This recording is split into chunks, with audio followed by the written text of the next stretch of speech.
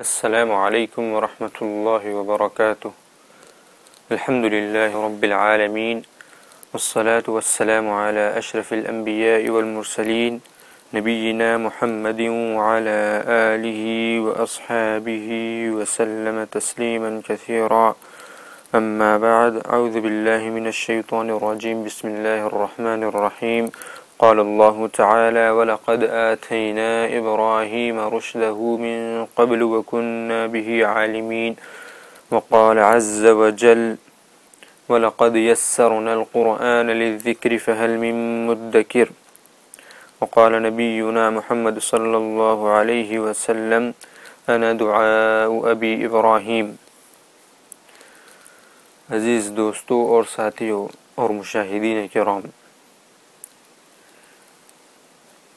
اللہ تعالیٰ نے جتنی مخلوقات اس دنیا میں پیدا کی ہیں، اس دنیا میں بنائی ہیں، ان مخلوقات میں سے بعض چیزوں کو اپنے لیے خاص کر لیا ہے اور ان کی اہمیت زیادہ بتلائی ہے، ان کی فضیلت زیادہ بتلائی ہے، ان کا مرتبہ زیادہ بتلایا ہے۔ جیسے مثال کے طور پہ اللہ تعالیٰ نے اس دنیا کو بنایا ہے اور کہا ہے کہ اس دنیا میں سے سب سے زیادہ پسندیدہ جگہ، سب سے زیادہ پسندیدہ شہر، سب سے زیادہ پسندیدہ ملک اگر کوئی ہے تو اللہ تعالیٰ کے پاس مکۃ المکرمہ ہے۔ اللہ تعالیٰ نے تمام دنیا کی جگہوں میں سے اللہ تعالیٰ نے مکۃ المکرمہ کو اپنے لیے خاص کر لیا ہے۔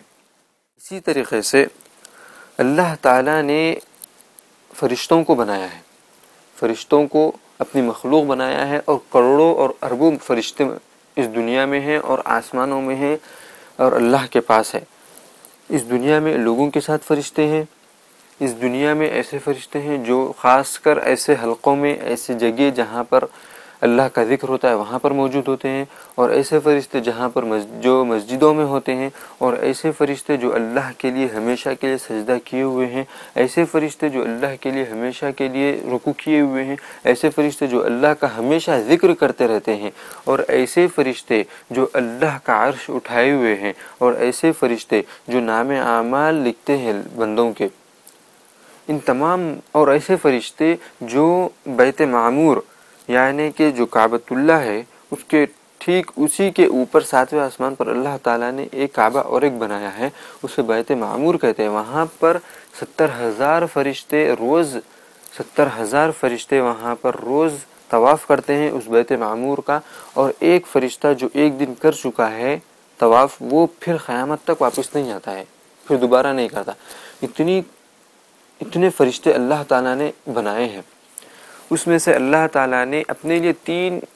فرشتے خاص کر لیے ہیں، 3 فرشتے اپنے لیے اللہ تعالیٰ نے خاص کیے ہیں۔ سب سے پہلے جبرائیل علیہ السلام ہیں، دوسرے اسرافیل علیہ السلام ہیں، تیسرے میکائیل علیہ السلام ہیں۔ جبرائیل علیہ السلام کو اللہ تعالیٰ نے اتنی طاقت دی ہے اور اتنا سچا اور ایماندار بنوایا ہے، اسی لیے اللہ تعالیٰ نے اپنے لیے خاص کیا ہے، اور ان کا کام رکھا ہے، وہ جتنے بھی نبی اور رسول آئے ہیں ان کے پاس اگر اللہ کی وحی پہنچانا ہے تو اللہ تعالیٰ ہمیشہ جبرائیل علیہ السلام کو وحی دیتے ہیں اور کہتے ہیں کہ یہ وحی تم کو یہ نبی کو پہنچانا ہے۔ یہ کام جبرائیل علیہ السلام کا ہے، اللہ تعالیٰ نے جبرائیل علیہ السلام کو اس کام کے لیے خاص کر لیا ہے۔ اسی طریقے سے اللہ تعالیٰ نے اسرافیل علیہ السلام کو خاص کیا ہے، اور ان کا کام یہ مختص کیا ہے کہ وہ سور، جب ان کو حکم دیا جائے گا کہ سور پھونکیں تو وہ سور پھونکیں گے۔ قیامت جب قائم ہونے کو ہوگی تو اللہ تعالیٰ اسرافیل علیہ السلام کو حکم دیں گے کہ وہ سور پھونکیں تو اس سور کو پھونکیں گے۔ اللہ تعالیٰ نے ان کو پیدا کیا اور اس کام کے لیے مختص کر دیا۔ اسی طریقے سے میکائیل علیہ السلام ہے، میکائیل علیہ السلام کا کام ہواؤں کو چلانا اور بارش برسانا، اللہ تعالیٰ کے حکم سے کہ اس جگہ پر اس وقت پر اتنی مقدار میں بارش ہونا ہے، اللہ تعالیٰ یہ حکم میکائیل علیہ السلام کو دیتے ہیں، اور میکائیل علیہ السلام کا کام ہے بارش برسانا اور ہواؤں کو چلانا۔ جس طریقے سے اللہ تعالیٰ نے حکم دیا کہ اس طریقے سے ہوا چلاؤ اور اس جگہ بارش ہونا چاہیے، تو میکائیل علیہ السلام وہاں پر اس طریقے سے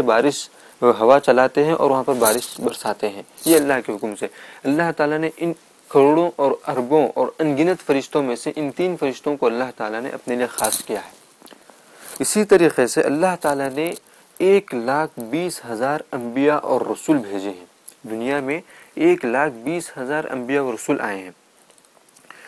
جس میں سے 364 رسول اور نبی دونوں ہیں، اور باقی کے جتنے ہیں وہ صرف رسول ہیں. ان 1,20,000 نبی اور رسولوں میں سے اللہ تعالیٰ نے 5 نبیوں کو اپنے لیے مختص کیا ہے. 5 نبی اور رسول کو اپنے لیے خاص کیا ہے اور بتلایا ہے کہ ان 1,20,000 انبیاء اور رسول میں سے ان کی زیادہ فضیلت ہے، ان کا زیادہ مرتبہ ہے، ان کی زیادہ عظمت ہے. اور وہ 5 رسول کون ہیں، 5 نبی کون ہیں؟ سب سے پہلے نوح علیہ السلام ہیں، دوسرے ابراہیم علیہ السلام ہیں، تیسرے موسیٰ علیہ السلام ہیں، چوتھے عیسیٰ علیہ السلام ہیں، پانچویں ہمارے رسول اللہ محمد صلی اللہ علیہ وسلم ہیں. کتنے ہیں؟ 5 ہیں. کیا کیا نام ہے؟ نوح علیہ السلام، ابراہیم علیہ السلام، عیسیٰ علیہ السلام، موسیٰ علیہ السلام، رسول اللہ صلی اللہ علیہ وسلم. یہ 5 رسولوں کو اللہ تعالیٰ نے 1,20,000 انبیاء اور رسول میں سے چن لیا ہے. ان 5 رسولوں میں سے اور 2 رسولوں کو اللہ تعالیٰ نے اور زیادہ مرتبہ دیا ہے اور ان کی زیادہ عظمت بتلائی ہے اور اپنے لیے اور زیادہ خاص کیا ہے. اور وہ 2 رسول کون ہیں؟ ایک ہے ابراہیم علیہ السلام اور دوسرے ہمارے رسول اللہ صلی اللہ علیہ وسلم. یہ 2 رسولوں کو اللہ تعالیٰ نے اپنے لیے اور خاص کیا ہے. ان 2 رسولوں میں سے اور ایک رسول کو اللہ تعالیٰ نے اور اونچا مرتبہ دیا ہے اور اونچا مقام دیا ہے. ان کے لیے حوض کوثر عطا کیا ہے. وہ سب سے پہلے جنت کا دروازہ کھولیں گے. وہ قیامت کے دن شفاعت کریں گے مسلمانوں کی، اور ان کو اپنے لیے خاص کیا ہے 1,20,000 نبی اور رسولوں میں سے. اور وہ کون ہے؟ ہمارے رسول اللہ صلی اللہ علیہ وسلم، آخری نبی جس پر اللہ تعالیٰ نے قرآن کو نازل کیا ہے، جس کے ماننے والے آج کروڑوں اور اربوں میں موجود ہیں اور قیامت تک موجود رہیں گے، جو اسلام کے رسول ہیں. اللہ تعالیٰ نے رسول اللہ صلی اللہ علیہ وسلم کو خاص کر لیا ہے. اسی طریقے سے اللہ تعالیٰ نے کئی شرائع اس دنیا میں لائی ہے، کئی شریعتیں اس دنیا میں آئی ہیں. ان تمام شریعتوں میں سے اللہ تعالیٰ نے شریعت محمدیہ کو پسند کیا ہے اور کہا ہے کہ قیامت تک جتنے لوگ آئیں گے ان سب پر فرض ہے کہ وہ شریعت محمدیہ کو اپنائیں. اسی طریقے سے اللہ تعالیٰ نے کتابوں کو نازل کیا ہے، تورات کو نازل کیا ہے، انجیل کو نازل کیا ہے، زبور کو نازل کیا ہے، موسیٰ علیہ السلام اور ابراہیم علیہ السلام پر صحف نازل کی ہے اور قرآن کریم کو نازل کیا ہے. ان تمام کتابوں میں سے جو اللہ تعالیٰ نے نازل کیا ہے، ان تمام کتابوں میں سے اللہ تعالیٰ نے سب سے زیادہ پسندیدہ اور سب سے زیادہ محبوب اور سب سے زیادہ عظمت والی کتاب اگر بتلائی ہے تو وہ قرآن کریم ہے. اللہ تعالیٰ نے قرآن کریم کی حفاظت کا وعدہ لیا ہے، اِنَّا نَحْنُ نَزَّلْنَا الذِّكْرَ وَإِنَّا لَهُ لَحَافِظُونَ. تمام کتابوں میں سے اللہ تعالیٰ نے خاص کیا ہے اس کی عظمت بتلاتے ہوئے، اس کا مقام بتلاتے ہوئے کہا ہے کہ قرآن کریم سب سے زیادہ عظمت والی کتاب ہے اور اس کی حفاظت کی ذمہ داری ہم لیتے ہیں. اسی طریقے سے اللہ تعالیٰ نے مہینوں کو بنایا ہے. ان عدۃ الشہور عند اللہ 12 شہرا فی کتاب اللہ یوم خلق السماوات والارض منها 4 حرم. اللہ تعالیٰ نے کہا ہے کہ اللہ تعالیٰ کے پاس مہینوں کی تعداد جب سے زمین اور آسمان بنے ہیں، جب سے لے کر کے قیامت تک مہینوں کی تعداد 12 ہے. اس میں سے 4 مہینے حرمت والے مہینے ہیں، اور اللہ تعالیٰ نے 12 مہینوں میں سے 4 مہینوں کو حرمت والے بتا کر کے کہا ہے کہ اس میں تم گناہ نہیں کرو گے، اس میں تم میری عبادت کرو گے. یہ مہینے میرے پاس زیادہ عظمت والے ہیں، اور اللہ تعالیٰ نے 4 مہینوں کو اپنے لیے خاص کر لیا ہے. اور وہ 4 مہینے کیا ہیں؟ 3 مہینے ایک ساتھ آتے ہیں اور 1 مہینہ الگ آتا ہے. جو 3 مہینے ایک ساتھ آتے ہیں وہ ہے ذوالقعدہ، ذوالحجہ، محرم. اور ایک جو الگ آتا ہے وہ ہے رجب کا مہینہ. اللہ تعالیٰ نے 12 مہینوں میں سے 4 مہینوں کو اللہ تعالیٰ نے اپنے لیے خاص کیا ہے اور اس کی عظمت اور اس کی جگہ اور اس کا مرتبہ بتلایا ہے. اور وہ 4 مہینے کیا ہے؟ پھر سے کہہ دیتا ہوں میں، یاد کر لیجئے، یہ مہینوں کو یاد کر لیجئے کہ اللہ تعالیٰ نے ان مہینوں کی عظمت اللہ کے پاس کیا ہے. سب سے پہلے ذوالقعدہ، ذوالحجہ، محرم اور رجب، یہ 4 مہینے اللہ تعالیٰ کے پاس محبوب ہے. اسی طریقے سے اللہ تعالیٰ نے 7 دنوں کو بنوایا ہے. 7 دنوں کو بنایا ہے اور کہا ہے کہ ان 7 دنوں میں سے زیادہ عظمت والا، زیادہ محبوب دن اگر میرے پاس ہے تو وہ جمعے کا دن ہے۔ اسی طریقے سے ہر چیز میں اللہ تعالیٰ نے اپنے لیے، ہر مخلوقات میں سے اللہ تعالیٰ نے اپنے لیے کوئی خاص چیز کر لی ہے۔ جیسے کہ میں ان چیزوں میں سے بتلایا کہ انبیاء اور رسول میں سے اللہ تعالیٰ نے 5 نبیوں کو چنا تھا، اور 5 نبیوں میں سے 2 نبیوں کو چنا تھا، اور وہ کون ہے؟ ابراہیم علیہ السلام اور ہمارے رسول صلی اللہ علیہ وسلم، محمد صلی اللہ علیہ وسلم۔ ان دروس کا جو اب یہاں سے شروع ہوں گے، اس کا جو سلسلہ شروع ہوگا، اس کا عنوان رہے گا ابراہیم علیہ السلام کی سیرت سے ہم کو کیا دروس ملتے ہیں، کیا عبر ملتے ہیں، اور اس کو ہم کس طریقے سے ہماری زندگی میں لانا ہے، کس طریقے سے ہم کو ایک نبی اکرم اور رسول کی زندگی کو ہماری زندگی میں کس طریقے سے ڈھالنا ہے۔ یہ ہے ہمارے دروس کا سلسلے کا عنوان۔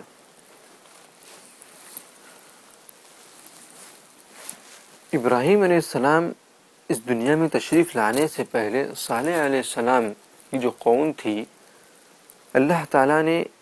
صالح علیہ السلام کو ان کی قوم میں بھیجا اور ان کے شرک کو ختم کیا اور ان کو توحید پرست بنایا۔ صالح علیہ السلام کی قوم جب تک صالح علیہ السلام ان کے درمیان میں موجود تھے، وہ لوگ توحید پر، وہ لوگ اللہ کو ایک ماننے پر، وہ لوگ اسلام پر، ان کے دین پر، ان کی شریعت پر موجود تھے۔ لیکن جب صالح علیہ السلام کا انتقال ہوا، وہ لوگ توحید کو چھوڑ کر کے شرک کی طرف آنا شروع ہو گئے، اور وہ لوگ شرک میں پھر سے مبتلا ہو گئے۔ کون سی قوم؟ وہ صالح علیہ السلام کی قوم۔ اس کے بعد اللہ تعالیٰ نے جب دیکھا کہ صالح علیہ السلام کی قوم بگڑ گئی ہے، توحید سے ہٹ گئی ہے، مجھے بھول گئی ہے، تو اللہ تعالیٰ نے ابراہیم علیہ السلام کو اس دنیا میں بھیجا ہے، ان کی قوم کی سرپرستی کے لیے، ان کی قوم کی ہدایت کے لیے۔ لیکن سوال یہاں پر یہ پیدا ہوتا ہے کہ صالح علیہ السلام کی قوم جب توحید پر آ چکی تھی تو آخر پھر وہ شرک کے دلدل میں کیسے پھنس گئی؟ پھر وہ شرک کی اس تاریکی میں کیسا ڈوب گئی؟ پھر وہ نیکیوں سے نکل کر کے گناہوں میں کیسا ڈوب گئی؟ ہر قوم جب بھی وہ توحید پر تھی، اور وہ جس طریقے سے توحید کو چھوڑ کر کے شرک میں داخل ہوئے، ہر قوم کے ساتھ شیطان نے ایک ہی کھیل کھیلا ہے، ہر قوم کے ساتھ توحید سے نکال کر کے شرک میں جو ڈالا ہے۔ اور یہ بہت ہی افسوس کے ساتھ کہنا پڑتا ہے کہ امت محمدیہ، محمد رسول اللہ صلی اللہ علیہ وسلم کی امت بھی توحید پر ہونے کے بعد شرک میں ڈوب چکی ہے، اور اس کی بھی وجہ اور اس کا بھی طریقہ جو شیطان اپنایا وہ ایک ہی ہے، اور وہ طریقہ کیا ہے کہ اللہ کے قوم توحید پر آنے کے بعد بھی شرک کی طرف چلے گئی، نور حاصل کرنے کے بعد بھی ظلمت کی تاریکیوں میں ڈوب گئی۔ اس کی کیا وجہ ہے؟ جب کسی بھی نبی اور کسی بھی رسول کا انتقال ہوا ہے اور ان کی قوم، اس نبی کی، اس رسول کی قوم جب توحید پر تھی، اور جب وہ نبی کا انتقال ہو گیا تو شیطان اس نبی کی قوم کی طرف آیا اور آ کر کے کہنے لگا، جب وہ ایک جنریشن گزر گیا، وہ ایک صدی جب گزر گئی، جب وہاں جو صالح علیہ السلام کے ساتھ جو لوگ موجود تھے، یا کسی بھی نبی کے ساتھ جو لوگ موجود تھے جو توحید پرست تھے، ان کا جب انتقال ہو گیا تو ان کی جو ذریت آئی تھی، ان کی جو اولاد آئی تھی، ان کے پاس شیطان آ کر کے کہنے لگا کہ یہ جو تمہارے باپ دادا تھے، وہ لوگ تصویر بنایا کرتے تھے اپنے بزرگوں کی، تاکہ ان سے برکت حاصل کرے، تاکہ ان کو دیکھ کر کے دن شروع کرے، ان کو دیکھ کر کے دن ختم کرے، ان کو دیکھ کر کے اپنی زندگی شروع کرے، ان کو دیکھ کر کے سوئے، دیکھنے کے بعد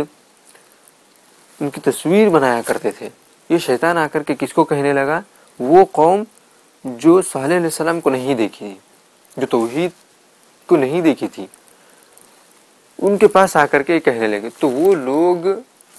اپنے باپ دادا کی تصویریں بنانا شروع کی، سب سے پہلے تصاویر بنانا شروع کی ہاتھ سے، اور اس کے بعد جب یہ مرحلہ گزرا اور یہ لوگ جب گزر گئے، تصویر بنا کر کے یہ لوگ جب چلے گئے، تو ان کی جو قوم آئی ان کی جو ذریت آئی ان کے پاس شیطان آ کر کے کہنے لگا کہ یہ جو تصویر دیکھ رہے ہو تم، یہ تصویر سے تمہارے باپ دادا ان کی عظمت کرتے تھے، ان کی عبادت کرتے تھے، ان کا تم جو ہے نا مجسمہ بناؤ تاکہ ان کی یاد ہمیشہ کے لیے زندہ رہے۔ یہ جو تصاویر ہے ان کو تم تصاویر سے ہٹا کر کے ایک مجسمہ بنا دو، ایک اسٹیچو بناؤ ان کا، تاکہ یہ قیامت تک ان کی جو ہے نا یاد تازہ رہے۔ یہ لوگ نیک، صالح اور اللہ والے تھے یہ لوگ، تو ان کا ایک مجسمہ بنا کر کے چھوڑ دو تم، تاکہ یہ لوگ قیامت تک ان کی یاد زندہ رہے، تازہ رہے۔ تو وہ جو قوم تھی جس کے پاس شیطان نے آ کر کے یہ کہا، تو وہ شیطان کے بہکاوے میں آ کر کے ایک وہ تصویر کو لے کر کے ایک مجسمہ بنانا شروع کر دیے، اور ایک بت بنا دی، ایک اسٹیچو بنا کر کے چھوڑ دی۔ اور اس کے بعد یہ جب قوم ختم ہوئی تو ان کی جو اولاد آئی، ان کے پاس شیطان آ کر کے کہنے لگا کہ یہ جو مجسمہ تم دیکھ رہے ہو، اس کو سجدہ کرتے تو تمہارے باپ دادا، اس سے مانگتے تھے تمہارے باپ دادا، یہ لوگ تمہاری حاجت پوری کرتے ہیں، یہ لوگ تمہاری سنتے ہیں۔ وہ جو رب جس کے اوپر تم ایمان لائے ہو آسمانوں میں ہے، ان تک یہ بات لے جا کر کے پہنچاتے ہیں، تو تم ان کی عبادت کرو، ان کی عظمت کرو۔ تو وہ جو جنریشن تھا وہ ان کی عبادت کرنے لگا، ان سے مانگنے لگا، ان کے سامنے سجدے کرنے لگا۔ اسی طریقے سے ہر قوم میں شیطان نے شرک کو لایا ہے دھیرے دھیرے۔ صالح علیہ السلام کی قوم میں بھی اسی طریقے سے شرک آ گیا۔ توحید پر ہونے کے بعد ان کو شیطان ان کی جنریشن بائی جنریشن ان کو صدی سے صدی اور نسل سے نسل ان کو بہکاتے گئے، یہاں تک کہ وہ لوگ بتوں کی پرستش کرنا شروع کر دیے، اور بتوں کے علاوہ اللہ کو چھوڑ کر کے بتوں سے ہر چیز مانگنا شروع کر دیے، اور کہنے لگے کہ یہی ہمارے رب ہیں، یہی ہم کو رزق دیتے ہیں، یہی ہماری سانس چلاتے ہیں، یہی ہم کو اس دنیا میں پیدا کیے ہیں، یہی ہم کو ماریں گے، ان کی عبادت کرنا ہمارے اوپر فرض ہے۔ یہ انہوں نے اس طریقے سے شرک کو پیدا کیا ہے۔ جب یہ چیز صالح علیہ السلام کی قوم کے اندر آ چکی، ظلمت نور کو چھوڑ کر کے، توحید کی نور کو چھوڑ کر کے وہ لوگ شرک کی دلدل میں جب پھنس گئے، تو اللہ تعالیٰ نے ان کی ہدایت کے لیے، ان کی بھلائی کے لیے، ان کی خوش نصیبی کے لیے اللہ تعالیٰ نے ابراہیم علیہ السلام کو اس دنیا میں بھیجا، اور کہا کہ ابراہیم علیہ السلام کو نبی اور رسول بنا کر کے اس دنیا میں بھیجا۔ ابراہیم علیہ السلام، جیسے کہ میں پہلے بتلا دیا کہ یہ درس کا جو عنوان ہے اور اس کے بعد جو دروس آئیں گے وہ ابراہیم علیہ السلام کی سیرت سے ہم کو کیا دروس اور ہم کو کیا عبر ملتے ہیں، اور ان دروس کو ہم ہماری زندگی میں کس طریقے سے لانا ہے، کس طریقے سے اپلائی کرنا ہے، یہ ہمارا درس کا عنوان ہے۔ سب سے پہلے سوال یہ پیدا ہوتا ہے کہ ابراہیم علیہ السلام کہاں پر پیدا ہوئے ہیں اور کس گھر میں پیدا ہوئے ہیں، وہ شہر کا نام کیا تھا اور وہ ملک کا نام کیا تھا۔ ابراہیم علیہ السلام کی پیدائش عراق میں شہر بابل میں ہوئی ہے۔ عراق میں ایک شہر تھا بابل نام سے، اس شہر میں ابراہیم علیہ السلام کی پیدائش ہوئی ہے۔ اور جیسے کہ میں کہہ دیا کہ صالح علیہ السلام کی قوم میں جب شرک آیا تو اللہ تعالیٰ نے ان کی بھلائی کے لیے اللہ تعالیٰ نے ابراہیم علیہ السلام کو پیدا کیا ہے۔ اللہ تعالیٰ نے ابراہیم علیہ السلام کو جب پیدا کیا ہے تو ایک نبی اور رسول بنا کر کے پیدا کیا تھا۔ اللہ تعالیٰ نے ابراہیم علیہ السلام کو پیدا کرتے ہی ان کو نبی اور رسول بنا دیا۔ ابراہیم علیہ السلام کے بارے میں اللہ تعالیٰ نے کہا وَلَقَدْ آتَيْنَا إِبْرَاهِيمَ رُشْدَهُ مِنْ قَبْلِ وَكُنَّا بِهِ عَالِمِينَ۔ اللہ تعالیٰ نے ابراہیم علیہ السلام کو بہت پہلے سے ہدایت دے دی تھی۔ کس چیز کی ہدایت؟ توحید کی۔ اللہ ایک ہے، اللہ کے ساتھ کوئی شریک نہیں ہے، اللہ ہی کے اوپر توکل کرنا چاہیے، اللہ ہی کے اوپر بھروسہ کرنا چاہیے، اللہ ہی سے محبت رکھنی چاہیے، اللہ ہی کا ڈر اپنے دل میں رکھنا چاہیے، اللہ ہی سے امید رکھنا چاہیے، اللہ ہی سے ثواب کی امید رکھنا چاہیے۔ یہ چیزیں اللہ تعالیٰ نے ابراہیم علیہ السلام کے اندر بچپنے سے اللہ تعالیٰ نے ابراہیم علیہ السلام کے دل میں یہ چیز پیدا کر دی تھی۔ اور ابراہیم علیہ السلام کی پیدائش ایسے گھر میں ہوئی ہے جس گھر میں بت بنائے جاتے تھے، ان کے والد بت بناتے تھے اور بتوں کی پرستش کرتے تھے اور ان بتوں کو بیچا کرتے تھے۔ وہی ایک ذریعہ تھا ابراہیم علیہ السلام کے والد کے کمانے کا۔ ان کی زندگی گھر کو چلانے کا اور ان کے خود کی ضروریات اور گھر والوں کی ضروریات کرنے کا کیا ذریعہ تھا کہ وہ بت بناتے تھے اور ان بتوں کو بیچ کر کے اپنا گھر چلاتے تھے۔ یہ ابراہیم علیہ السلام کے والد آزر جو تھے ان کا یہ کام تھا۔ اور ابراہیم علیہ السلام کی پیدائش ایسے تاریکی گھر میں، ایسے گھر میں جس میں شرک میں ڈوبا ہوا تھا، اس گھر میں اللہ تعالیٰ نے ابراہیم علیہ السلام کی پیدائش کی۔ اور اس ابراہیم علیہ السلام کی پیدائش اس گھر میں ہونا بھی اللہ تعالیٰ کی مصلحت تھی، اللہ تعالیٰ کی بہت بڑی مصلحت تھی، اور وہ آئے گا انشاءاللہ آگے۔ ابراہیم علیہ السلام ملک عراق میں شہر بابل میں اللہ تعالیٰ نے ایک کفریہ گھر میں ابراہیم علیہ السلام کی پیدائش ہوئی۔ ابراہیم علیہ السلام جب اس گھر میں پرورش پانے لگے اور جب وہ چیزوں کو سمجھنے لگے کہ یہ چیز کیا ہے، اور دنیا کو دیکھنے لگے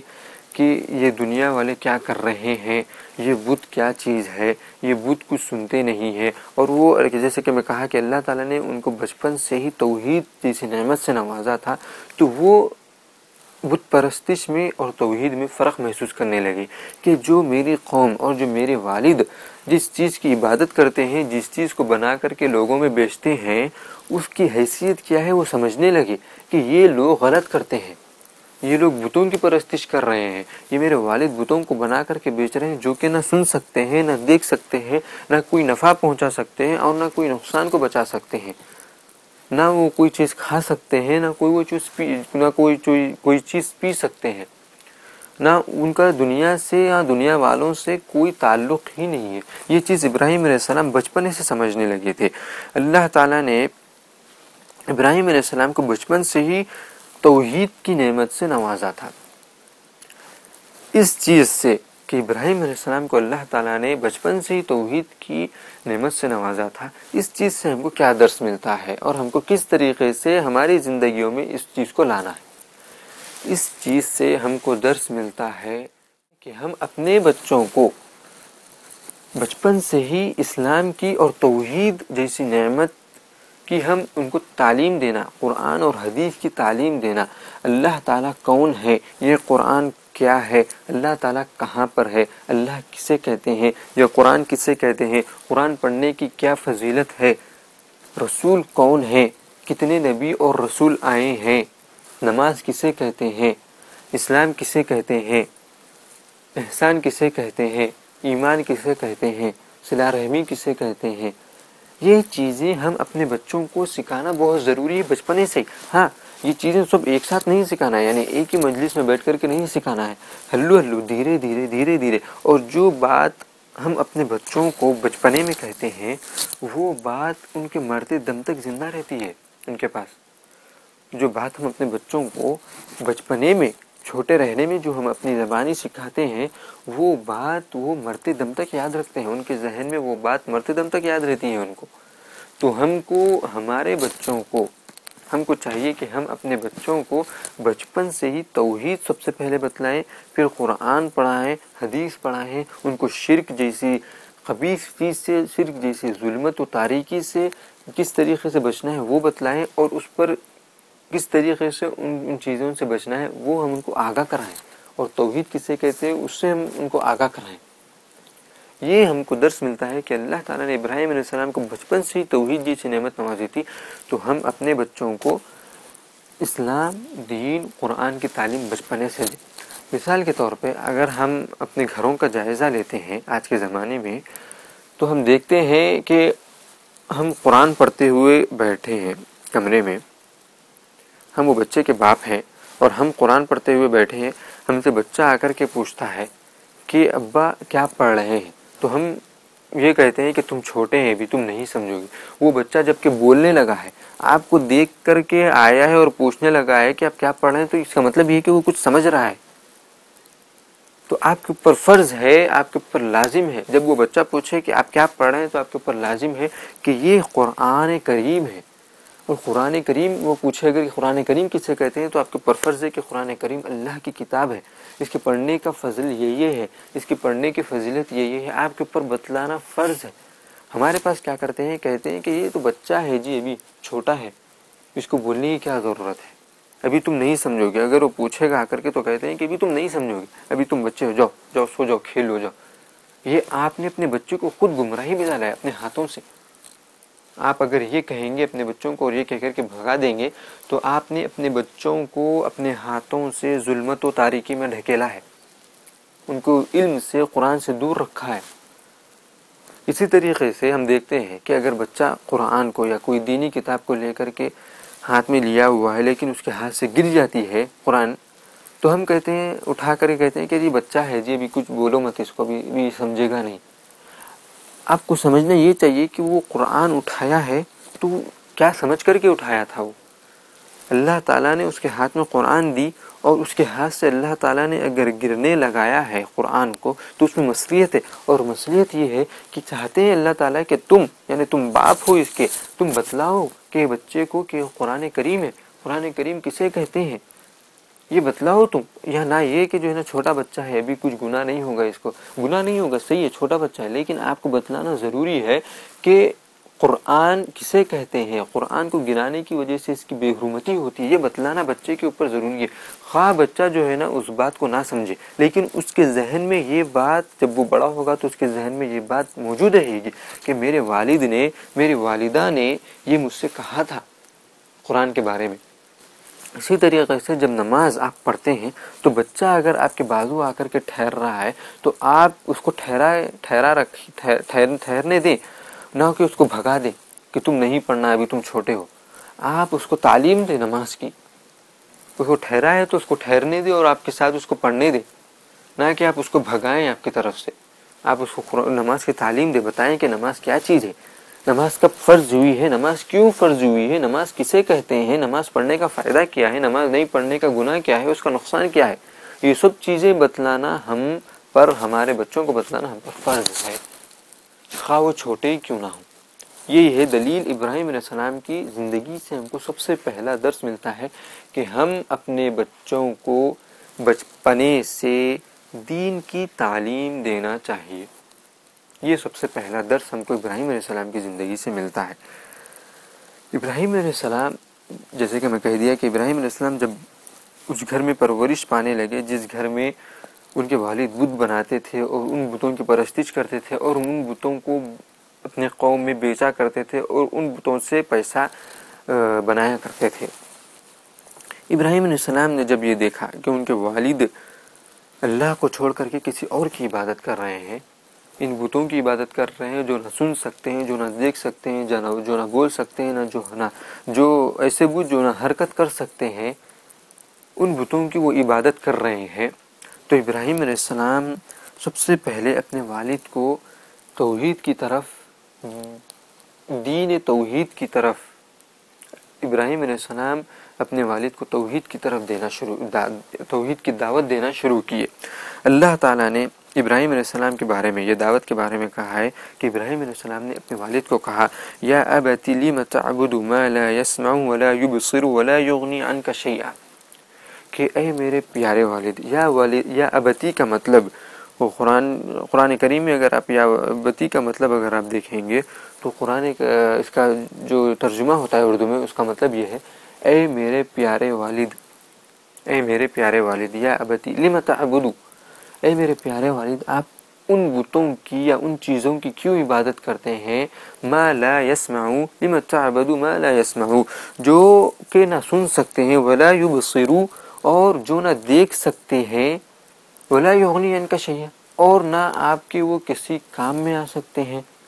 اگر آپ کہیں ان کو کوئی اور چیز لانے کے لیے تو وہ نہیں لا سکتے. اگر وہ آپ کہیں کہ مجھے اس چیز کا فائدہ پہنچاؤ تو وہ نہیں پہنچا سکتے. اگر آپ کہیں کہ مجھے یہ چیز کے نقصان سے بچائے تو وہ نہیں بچا سکتے. اور اگر آپ کہیں کہ وہ اس جگہ سے ہٹ کر کے دوسری جگہ جائے تو وہ نہیں جا سکتے. اگر آپ ان سے کہیں کہ تم پر مکھی بیٹھی ہوئی ہے, اس مکھی کو ہٹاؤ تو وہ نہیں ہٹا سکتے. اگر آپ کہیں کہ یہ چیز تمہارے کھانے کے لیے تم کھاؤ تو وہ نہیں کھا سکتے. تو ایسی چیزوں کی اور ایسی بتوں کی آپ کیوں عبادت کرتے ہیں جو نہ کوئی نقصان اور نہ کوئی فائدہ پہنچا سکتے ہیں.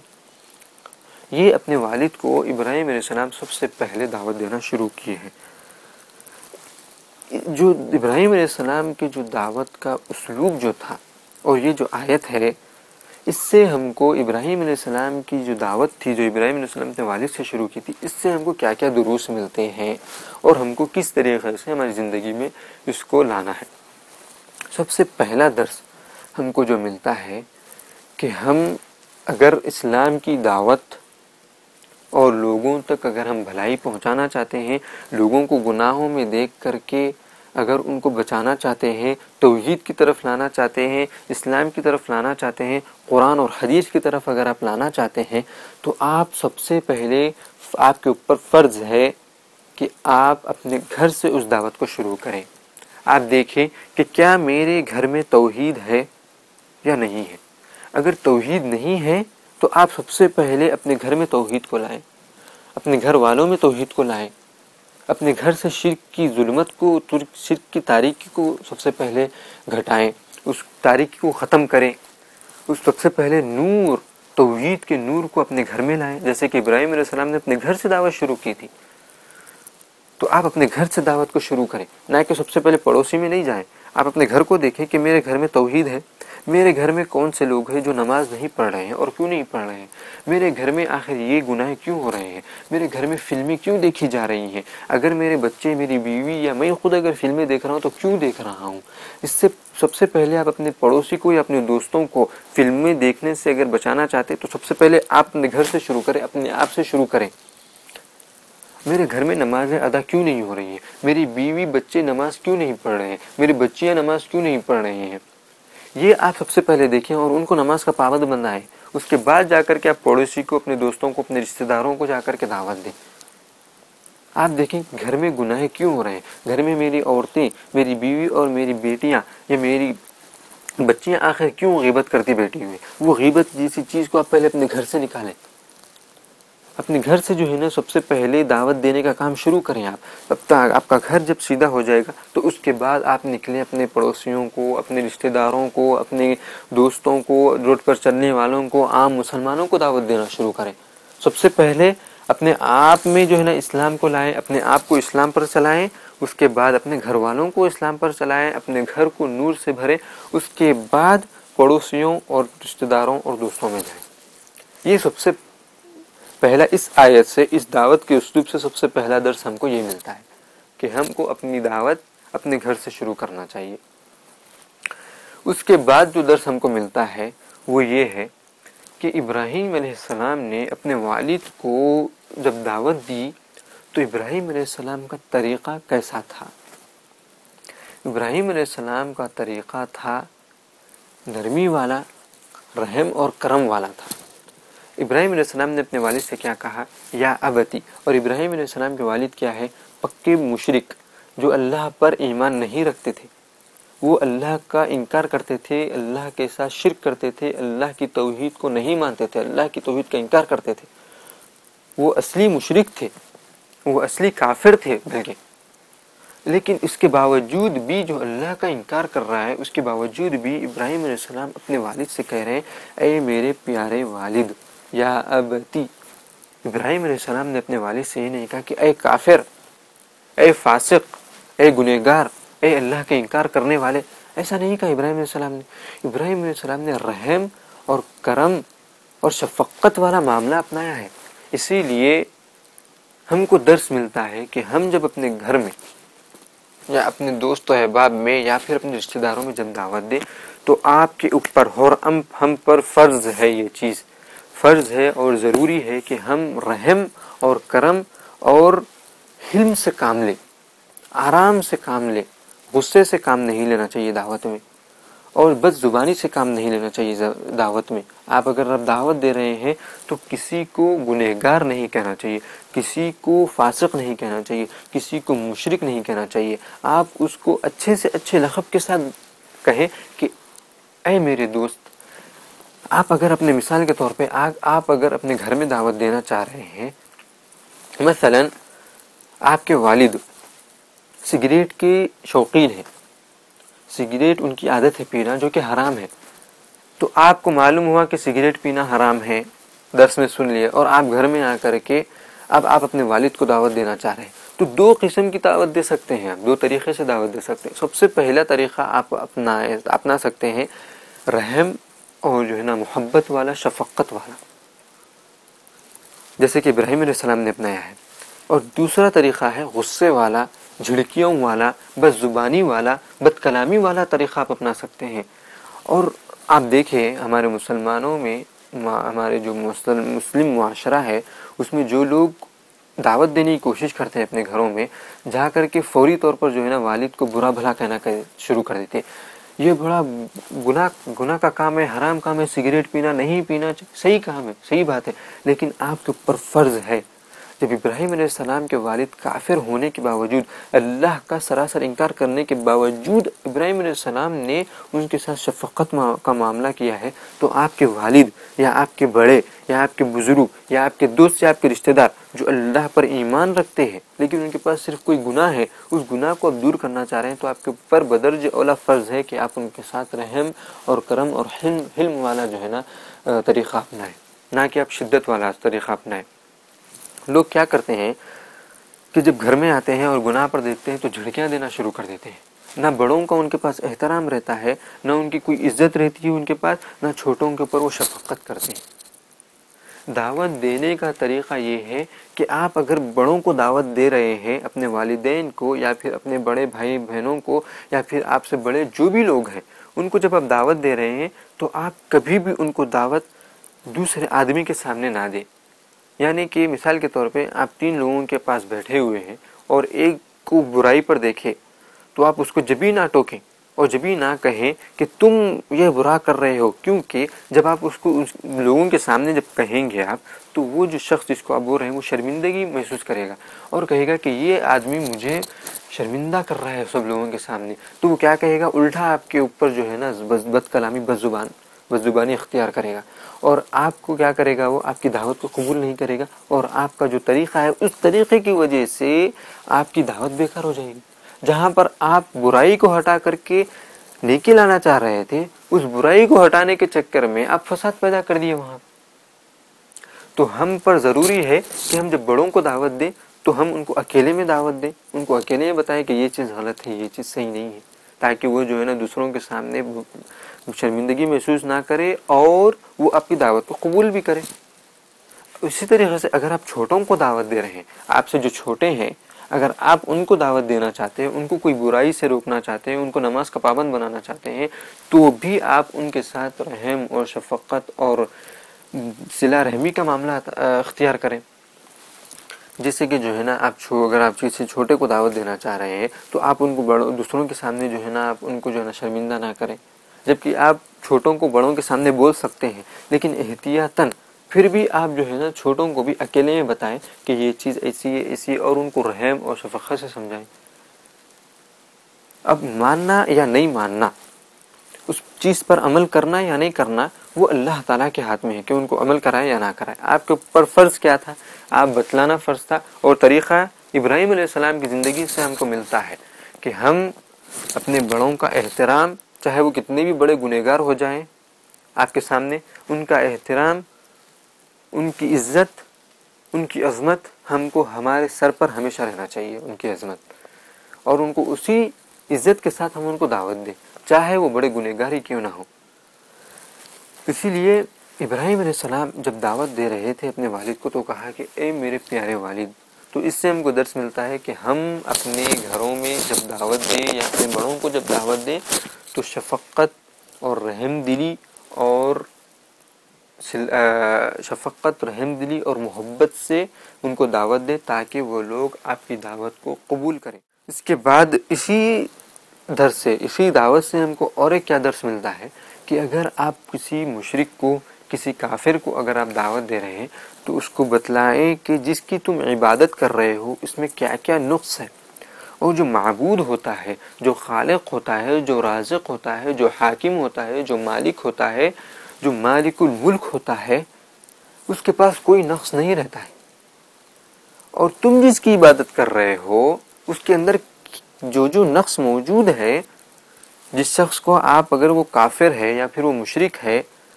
تو آپ اس کو بتلائیں کہ تم جس کی عبادت کر رہے ہو اس میں کیا کیا نقص ہے، اس کے اندر کیا کیا جو ہے نا کمیاں پائی جاتی ہیں. جیسے کہ ابراہیم علیہ السلام نے اپنے والد کو اس بتوں کی کمیاں بتائی کہ ما لا يسمع ولا يبصر، کہ وہ لوگ نہ ہی سن سکتے ہیں اور نہ ہی دیکھ سکتے ہیں، اور نہ ہی آپ کو کوئی فائدہ پہنچا سکتے ہیں، نہ کوئی نقصان سے بچا سکتے ہیں۔ تو ابراہیم علیہ السلام نے ان کے والد کو آگاہ کیا جس کی عبادت کر رہے ہیں ان میں یہ نقص ہے، اور معبود اس کو کہتے ہیں جس میں کوئی نقص نہ ہو۔ تو ہم بھی جب کسی شخص کو کوئی گناہ سے بچانا چاہتے ہیں، اور ہم کو یہی درس اس سے ملتا ہے کہ ہم جب کسی شخص کو شرک سے اگر بچانا چاہتے ہیں تو وہ شرک کرنے والے کو بتلاؤ کہ یہ جو تم قبر پرستی کر رہے ہو، یہ جو تم قبروں پر جا کر کے جو قبروں میں گڑے ہوئے لوگ ہیں ان سے جا کر کے تم مانگ رہے ہو، ان سے اپنی امید رکھتے ہو، ان کے اندر نقص کیا ہے کہ وہ نہ ہی سن سکتے ہیں، نہ ہی دیکھ سکتے ہیں، نہ ہی حرکت کر سکتے ہیں، وہ زندہ، وہ تو جو ہے نا لاش بنے ہوئے ہیں، وہ نہ ہی دیکھ سکتے ہیں، نہ ان کو کسی چیز کا محسوس ہو رہا ہے، کوئی چیز ان کو محسوس ہو رہی ہے۔ تو یہ چیز آپ ان کو بتلائیں۔ اگر آپ شرک کرنے والے کو اگر آپ توحید کی طرف بلانا چاہتے ہیں، کہیں کہ اللہ تعالیٰ ایک ہے، اللہ سے مانگو، اللہ سے محبت کرو، اللہ سے امید رکھو، اللہ کے اوپر بھروسہ رکھو، اللہ سے خشیت رکھو، اللہ سے ڈرو، اللہ کی محبت اپنے دل میں رکھو، یہ چیزیں آپ جو ہے نا ان کو بتلائیں۔ اگر آپ کافر کو بتلا رہے ہیں تو آپ یہی بات بتلائیں کہ تم جس چیز کی عبادت کر رہے ہو اس کے اندر یہ فلاں نقص پایا جاتا ہے۔ اسی طریقے سے اگر آپ کوئی مسلمان ہے، توحید پر ہے لیکن وہ گناہوں پر ہے، تو آپ اس کو بتلائیں کہ یہ گناہ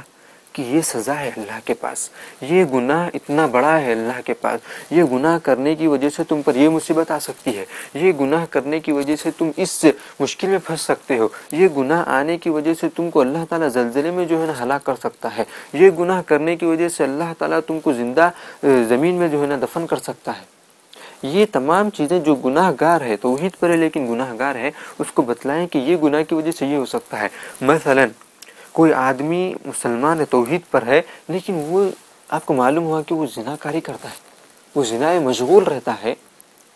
وہ زنا کاری اس کا پیشہ بنا ہوا ہے، تو آپ اس کو بتلائیں کہ زنا کاری کے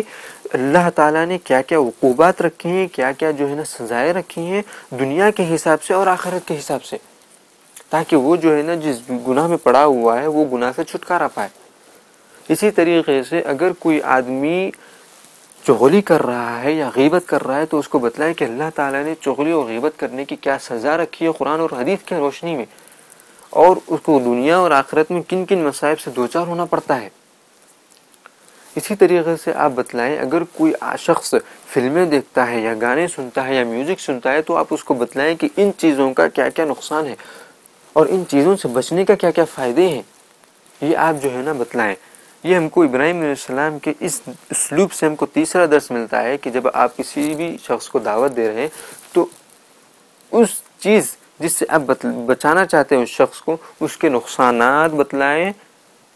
اس پر عمل کرنے کے اس کے نقصانات بتلائیں، اور اس سے بچنے کے کیا کیا فائدے ہیں وہ آپ بتلائیں۔ جیسے کہ ابراہیم علیہ السلام نے اپنے والد کو بتوں کے نقص بتلائے تھے کہ ان کے اندر یہ چیزیں اور وہ آپ کو کوئی فائدہ نہیں پہنچا سکتے ہیں۔ اس کے بعد ابراہیم علیہ السلام نے اپنے والد سے کہا یا ابتی انی قد جاءنی من العلم ما لم یأتک فاتبعنی اہدک صراطا سویا۔ اور یہ